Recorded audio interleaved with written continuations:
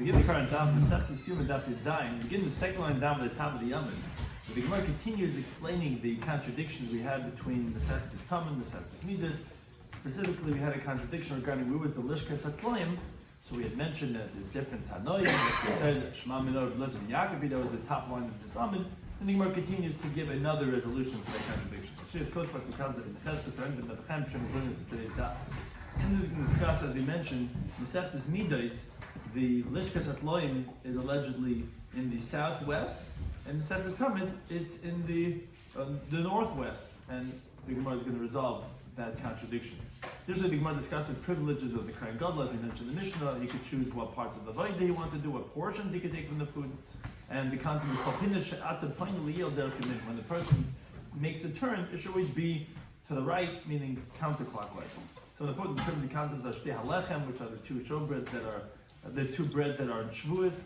The Lechem upon them are the 12 showbreads that are in the Shulchan every single Shabbos. Mishmar is that the Kahanim are split up into groups, each one has a week for 24 groups. So we begin the current daf, as we mentioned, we had a contradiction. We said that in Masechtas Midas, when it describes the full Shachis in the Beis HaMoikid, it has that where the pre-checked lambs were in the southwest. Yet in Masechtas Tamen, it says in the northwest. So as we said, the previous Gemara's answer was that it's a Machlekes Tanai, and we proved that who's the Stamad the Masnitin of Masechtas Midas. Now the Gemara continues with another approach. He says, how do we resolve the contradiction? Is it in the northwest or the southwest? He says like this. He says, Hi Lishka, this chamber of the Tloim that had the lands inside of it, Aksuye Mikatzia. The Rashi translated is that it looked like it was at the two ends because it was very long and it was in the west and it went from north to south until it was almost like the edges of either side. So with the Asimit Safan, if someone's coming from the north, Mischazile Badar, it looked like it was in the south. And because it was drawn more to the south. So you're coming from the north, if you're going counterclockwise, you're coming from the right, and you're coming, it looks like it's more to the south. Now the Asimit Dar, Mischazile B'Safan, but if you're coming from the south, let's say you're going clockwise, so it looks like that it's by the north because it's very long, and you look at it, it looks like it's in the north. That's the Gemara's answer. Interesting what that means. Why, if you're coming from either side, but that's the Pashup Shot in the Gemara's answer. That since it was very long, if you looked at it, depends what angle you're coming from. So therefore, it's not a contradiction. If it was in the north or in the south, depends which angle you were coming from. It wasn't just like in the corner. But in the corner, you could tell obviously which one it is. No, it was. I don't know if it was exactly the way this looks. Tais says all arichas regarding how many lashachas or what's the dimensions. But the point is that it depends what angle it was. Now, so where actually was it? So fine, you tell me where, depending where you're coming from, it either looks like it's in the north if you're coming from the south. If you're coming from the north, it looks like it's in the south. But which one actually was it? Says the Gemara, Mistabra, and it's logical, the B'marav is the right Mistabra, that it was actually in the southwest, more than it was in the north. Meaning, as Rashi explains, even the Tanam Masechtas Tamen, he agrees that it was in the southwest. It's just, he's talking about someone who's coming from south to north, who's going clockwise. So as he's walking, it looks like as if it's in the north, and therefore he describes it, so to speak, as if it's in the northwest. But he agrees to the top of Masechtas Midas that really was in the southwest. That's how the Gemara answers the question. Now, says the Gemara, "Umistabra," and it's logic. So says the Gemara, how do you know that? Meaning we have this contradiction. So he said, really, it was both correct. It just depends what angle you're from. So we said, which one was it really? We said, it was really southwest. So the Gemara says, how do you know that was the real one? It says the Gemara, from the fact that we had a contradiction, we had another stira between the two Masechtas of Midas and Tamen, as Rashi explains, that we entertain to say, when the Tanam Masechtas Tamen, when he was counting the full Shachas, that he was counting, as we seemingly always do, he was counting it counterclockwise, which is going derech yamin, going from the right side. Going from north to west, and from west to south, and from south to east, depending on where's your starting point. So if you're starting off in Masechtas Tamen over here, we had mentioned the one Lishka he mentioned, Masechtas Midas, he mentioned where everything is. In Masechtas Tamen, he mentioned where the Lishkas HaTloim was, which he says, it's in the northwest. But if we're going counterclockwise, so then it comes out that the Lishkas HaChesamais is in the southwest. The Lishkas Beis HaMoikid was in the southeast. The Lishkas Lechem Aponim was in the northeast, as some Gemaras have that picture there, also on the bottom right, according to how the Gemara understands right now, which is what the same picture we have over here. So wait a second. So we had asked a contradiction in the Masechtas Midas that says that it was actually, we was the Lishkas Lechem Aponim, was actually in the southeast. So we have another contradiction. We was the Lishkas Lechem Aponim. We had asked regarding Lishkas Hatloyim. Okay, that's one question. And we gave the answer just now. We said, oh, it was elongated, so it looked like, depending on what angle you're coming from. But what do you do with the other contradiction? Where's the Lishkas Lechem Aponim? Umeshanin, we answered, oh, I'm going to win Rabbi Yeshua. He says, no, it's not a contradiction there either. Mar, the Tana Masechtas Midos, that says it was in the southeast, Kochashad Derech Yamin, as Masechtas Midos explicitly says he's going counterclockwise. He's going from south to east, and from east to north, and from north to the west, and from the west to the south. And if you're coming around from the right, on the outside, that's the way you go around. He describes that Lishkas Atloim is here, and that's Lishkas Lechem Aponim, and so on and so forth. That's how he gets to the being in the southeast. Now, Umar, whereas the Mishnah said this Talmud doesn't say anything, he doesn't say where everything is, he just tells you that this is where the Lishkas Atloim is. Now, we were assuming that he was going counterclockwise. That's why we ended up with Lishkas Lechem Aponim over here, and we said, wait, that contradicts, is in the northeast or is in the southeast? But says the Gemara, no, Kachashadech Small. He was calculating it going to the left, meaning what we would call clockwise. So then there's no more difficulty anymore regarding that order. Now, that was the answer we gave. But says the Gemara that, as we continue to base, if you say that the Tana Masechtas Talmud, who says that the Lishkas Hatloim was in the northwest, that really he agrees that it's not in the northwest. It looked like it was in the northwest if you're coming from the south, but really, Mishavi, he agrees, as we had mentioned, it really was more in the southwest. It just looked like if you're coming from the south, from clockwise, it looked like it was in the north, but the truth was that really it was in the southwest, and that's where you start to count, if you're counting the Lishachos going clockwise. Then we can understand what the answer was regarding the contradiction of the Lechem Aponim, that it should be exactly as it is in the Mishnah Masechtas Midas. That's how it is in Masechtas Talmud. That where do we need it to be? We need it to be in the southeast, as we said in Masechtas Midas, that it shouldn't be a contradiction. How so? Well, if really the Lishkas Hatloim, even according to the Talmud Masechtas Talmud, although he says that the Lishkas Hatloim again was in the northwest, really it was southwest. It just looked like it was northwest. It was really southwest. Oh, then start counting. You tell me you're going clockwise, so then Lishkas Hatloim is in the southwest. The Lishkas HaChesamis is going to be in the northwest. The Lishkas Beis HaMoikid is going to be northeast, and the Lishkas Lechem Aponim is going to be in the southeast. But if you said that no, specifically the Talmud Masechtas Talmud was really holding that the Lishkas Hatloim was in the end, in the corner of Tzavaynis, my Rabbi Sabi was really, like he says, in the northwest. So slave, my Teretz Lechem Aponim. Then how are you answering the contradiction by saying, there's no contradiction between the halachas of Lechem Aponim, of those Lishachos, between the Talmud Masechtas Midas and Masechtas Talmud? Because, we're not going counterclockwise from the right, we're going clockwise from the left. It still wouldn't resolve the contradiction, because where would the Lishkas Lechem Aponim be? It would be in the southwest, according to the calculation, and not in the southeast, because you'd be starting over here, and you'd be one more over. So I wouldn't be answering the contradiction anyway. What does it say in Masechtas Talmud? It just says that Lishkas. Yeah, it just says the Lishkas HaChesamis were, and then it starts counting the next three. It doesn't say where they were. You mean where the Lishkas Hatloim was?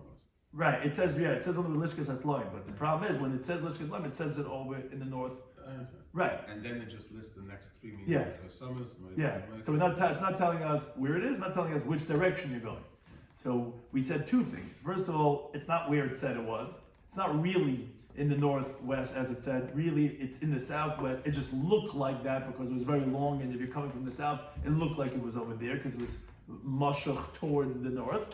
And also, we said it wasn't going counterclockwise, it was going clockwise. So therefore, you would end up that the lechem aponim was exactly as it had it in the Masechtas Midas. So you start the steer over the chesomas. What? The Samarkand and the Lishkas HaChesomas are not the same. If the Lishkas Beis HaMoikid and the Lishkas HaChesomas, where was it? This picture. Chesomas was second, based on this. Is the walk clockwise. Yeah, I don't recall if that was a contradiction on the Chesomas, where that was.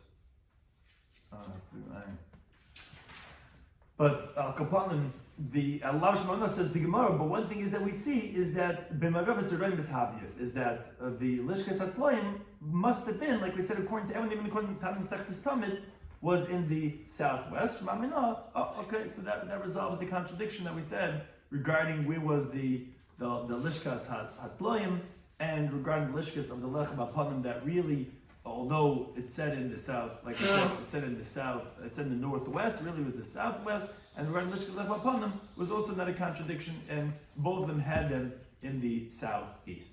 So that resolves the contradiction. But now the Gemara asks a different question. It says, but the master says later on in Chesem Beis that Kol Pinish at the point, anytime you turn your lead, it should be only to the right, meaning counterclockwise, Lemizrach, to the east. So how can you answer the question by saying, in Masechtas Tamid, the reason why is not a contradiction because we can't be to the left, but I thought we never go to the left, we always go to the right. Come on, that's when you're doing the actual service. We're just calculating where things are, and therefore it wasn't a problem, so to speak, to count it to the left because it's not an actual service itself. So now the Gemara continues and goes back to Allah the Mishnah. We had said that the 7 days before Yom Kippurim, so the Kohen Gadol was busy doing the avodah, and we said because really all year round he didn't have to do the avodah, but Kohen Gadol Makav Chel B'Rosh, he could always choose the first part that he wants to do the avodah on, but Noitel Chel B'Rosh, and he gets to take the first portion, whichever one he wants to take. So we're continuing on that theme. Turn about the Brisa. Like Kitzur Makav Chel B'Rosh. What does it mean that he could do the avodah, the first, whatever he wants to do? So he says, Iluzoni Makav. He could say, this carbonella, I want to sacrifice. Minchazu Ani Makav. That mincha, I want to sacrifice. Ketzad Noitel Chel B'Rosh. What's it talking about when he could take whatever portion he wants to take first? So he says, Chataz Zoni says, this chataz I want to eat. Ashim Zani, I want to eat this ashim. And when it comes to Shavuos and there's 2 chalas, the Shtei Alechem, he could say, I want one of those 2 chalas. And he also takes Arba Chamesh, 4 or 5, every single week. The showbreads, there were 12 showbreads. He could take 4 or 5 of them. The Gemara later on could ask, when is it 4, when is it 5? But again, he could take the Chelik B'Rosh. So Rabbi Yomi disagrees regarding the Lechem Apanim. It's not 4 or 5. He says, L'Oil Chamesh. It's always going to be 5 breads that he takes from the Lechem Apanim. Mishnah like says the pasuk in the Yikra. By the Lechem Apanim it says, V'Hish L'Aaron Levanim. That's going to be for Aaron and his sons. What does it mean, Aaron and his sons? Mechzel Aaron, Mechzel Levanim. Half for the Kohen Gadol and half for his sons. Now, although there were 12 breads, but there are 2 of them that are not divided, as the Gemara is going to explain. So if you take half of the 10 that remains, so then he gets 5, and the Kohanim share the remaining 5. But the Gemara says, Hagufa Kasha. The Gemara says that there's an internal contradiction. Because Amit, we said, that he takes one of the 2 chalas. So Mani, who is that? That's Rebbe. That he says, Pal Gashak, you take half. But in Mitziyasa, look at the next case. Next case said, meaning we said about the Shtei HaLechem, it takes one of the 2 breads.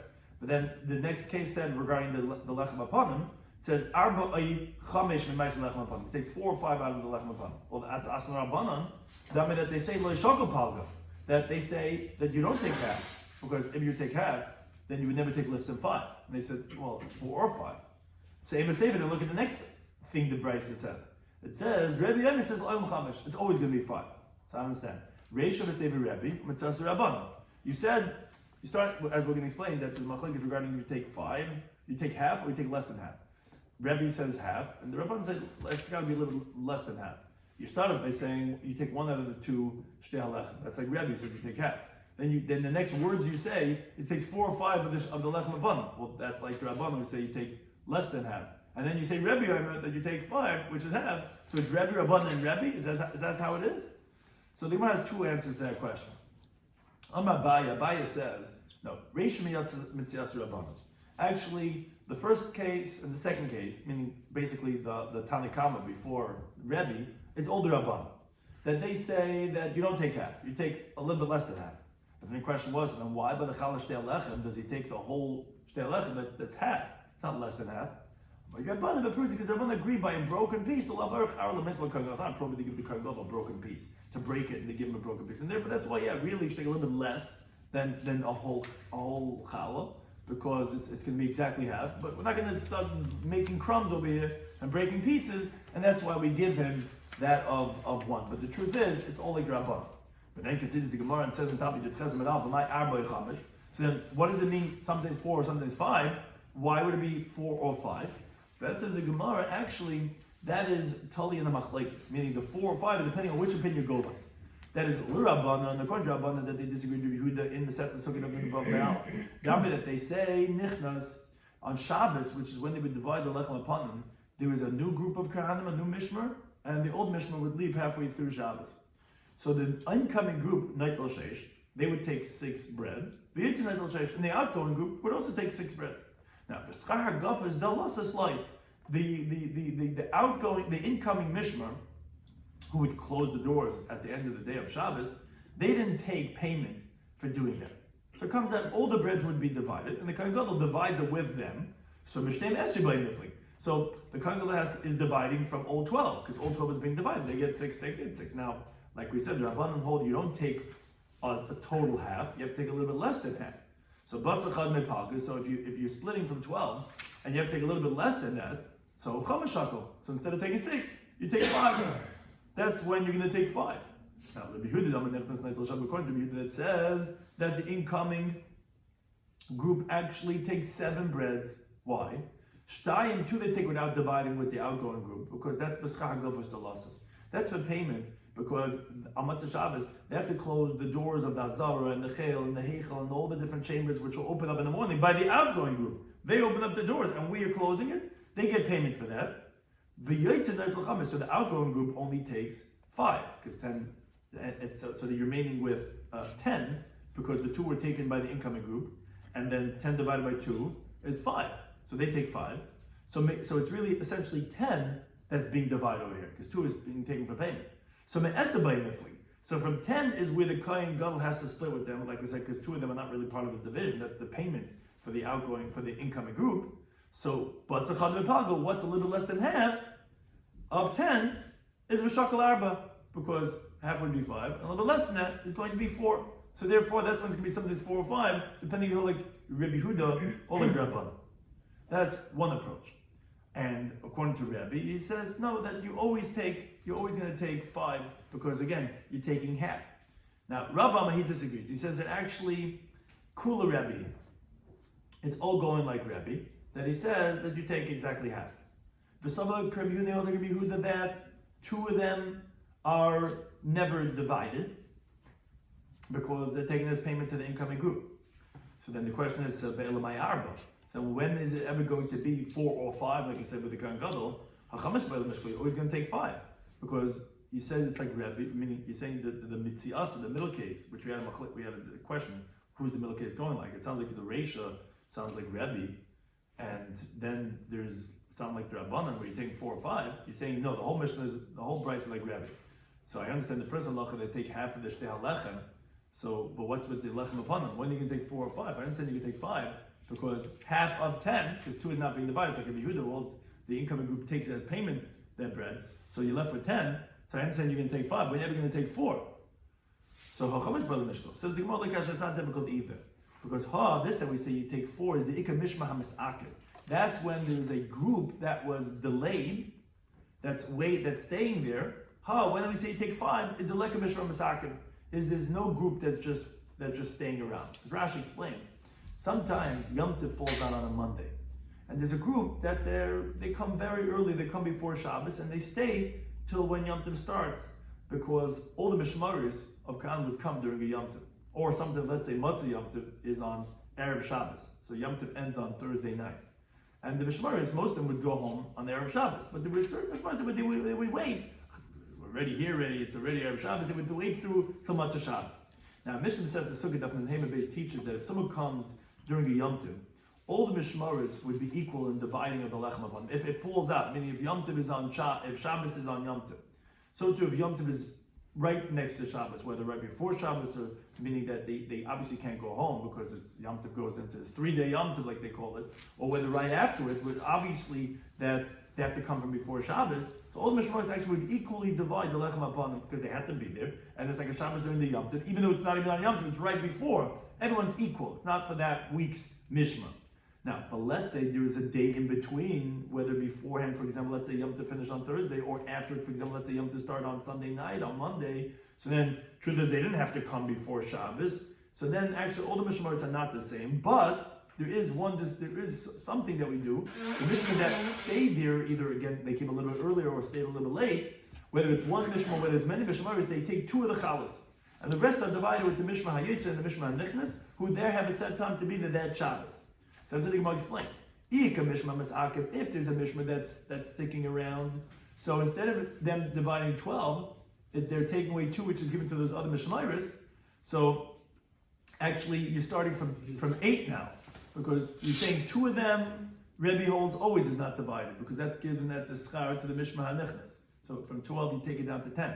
Now you're not even dividing 10. You're taking off 2 for the other Mishmaros that stuck around because they came a little bit early, came a little bit late. So Mishmayna by Lemifli. So now the Kohen Gadol is dividing it from 8. So the Shakal Arba, so he takes exactly half, which is going to be 4. He like a Mishma Zakir. If there's no Mishma that's sticking around, so Master Lemifli has divided from 10. The Shakal Chumash, he takes half of that, which is 5. So then the Gemara ends over the question and says, well, if that's the case, so then you're telling me that the whole Bryce is Rebbe, even the halacha that you think the Kohen Gadol takes 4 or 5, so then my Rebbe, I'm a Chamish. So how do you end up the Bryce saying, Rebbe says it's always going to be 5? Besides, you just said that the Mitzias is Rebbe, who says sometimes it's 4 when it's Mishma Mazakiv, so how can you then say La'ilam Rebbe is Chamish? So the Gemara Kasha, yeah, there's definitely a difficulty how you're going to read that into the words of the Bryce. Something to discuss in today's Daf and Yoma. Daf Yizayin, we had another resolution of the contradiction regarding the place of the Lishkas Atloim. We said that Lishka really was what we call Ktsuya Makatzia, that it looked like it was in either corner because it was very long. So depending what direction you're coming from, it looked like either it was in the north or in the south. So we said that really, that the Masechtas Tamid that said it was in the northwest, really it was in the southwest. As the Gemara said, it was really in the southwest. He was saying that you're coming from the south, and actually, that makes sense according to what the Gemara ultimately said, that we're going over there according to that Tana. We're not going counterclockwise, we're going clockwise. And so coming from the south, it looks like that it's a north, but really it was in the southeast. And said the Gemara, you have to say that, because we had another contradiction regarding the Lechem upon him. And we said, wait a second, one says it was in the northeast, and one says it was in the southeast. So no problem. We said one's Derech Yamin, one's Derech Shmuel. And Ayin go Derech Shmuel. We said that's only when you're actually doing the avodah, but in the cheshbon that could be that we're going Derech Shmuel. And therefore, we said that question, if you're saying Derech Shmuel, would only be Meyushiv if you're counting the Lishkas Atloim from the southeast, from the southwest, because it was from the northwest, as we said it. Then you wouldn't be resolving the Lechem upon because the Lechem upon would anyways not be in the right place. It would be in the northeast. It wouldn't be in the southeast because you'd be starting from one step away. So therefore, Lishkas Atloim and is connected to the theory we had regarding the Lishkas of the Lechem upon. Then we're back to the halacha of the Mishnah that we said that the Kohen Gadol is Makar B'Reish and the Chelik B'Reish. And Machlik is regarding this that he gets to take whatever he wants to take first regarding the Lechem upon him. Is it always 5, the way Rabbi says it, or is it 4 or 5? And we said, what's this Machlekes? What is it that somebody's 4 or 5? Rabbanan, the incoming group and the outgoing group, they both only take 6. So if you take a little bit less than half, so it's going to be 5.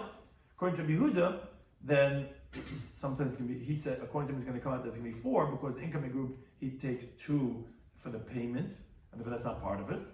And therefore, there's only 10 that's being divided. According to Rabban, you have to take a little bit less than half. Therefore, that's when it's going to come out to be 4. That's what it means to say that sometimes it's either going to be 4 or 5. That was one resolution of who is the time of the Bryce. So the other one said that no, it's like Rebbe. And Rebbe's going to be Huda, which is therefore half is only going to be 5. And the Mishnah is Akiv there, that's when we say it's going to be 4. How can it be 4 or 5? It's always half. Well, it depends. Sometimes you're only dividing from 8. Because you never divide 2, because that goes to the Mishmar that's incoming for the payment for the closing the door. So you're always starting off at 10. So generally half of that is going to be 5. But sometimes it can be even 4 because you have Mishra and Akiv, they're hanging around. What are they doing over there? They get 2 of them, so therefore you're starting with 8. And 8 minus that is 4, but they ended off with a kasha to say, but how can you say that? Because Rabbi Omer, La'olam Chamish, that definitely is difficult. Thank you anytime for hosting it.